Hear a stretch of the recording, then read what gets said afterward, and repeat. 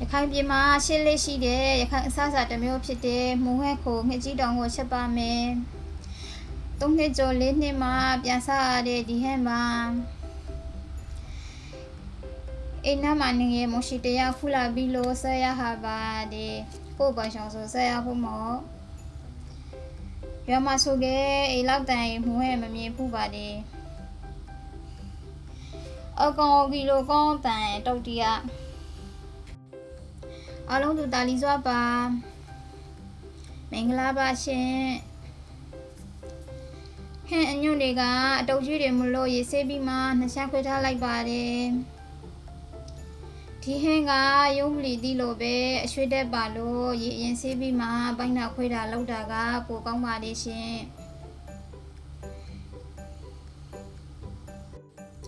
ရှစ်ဖို့အတွက်ငရုတ်သီးနဲ့စနွဲမှုကိုထုံထားလိုက်ပါတယ်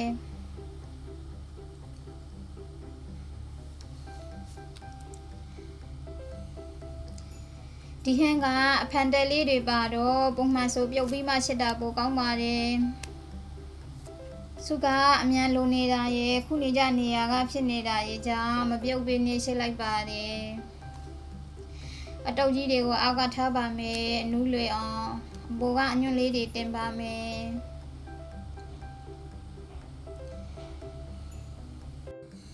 ပြီးတော့ရင်အရသာတွေထည့်ပါတော့မယ်ကျတော့နဲ့အတုံးကြီးကြီးလေးလှီးထားတာလေးတွေကိုထည့်ပါတယ်ပြီးရင်မပါမဖြစ်တဲ့ငပိထည့်ပါမယ်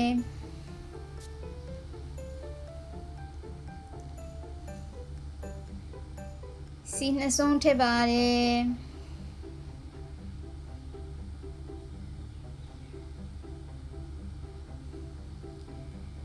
ရှုံမှုစားငပြရေထည့်လိုက်ပါတယ်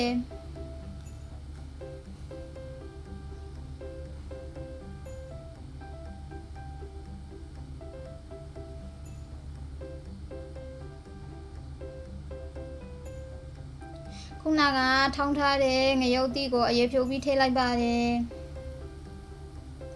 ဒါဆိုရင်ရှစ်လို့ရပါပြီ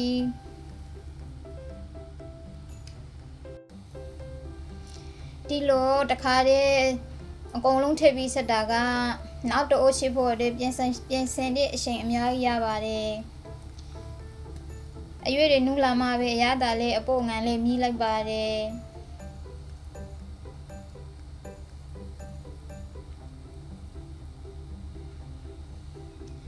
အရေးခန့်လာပါပြီ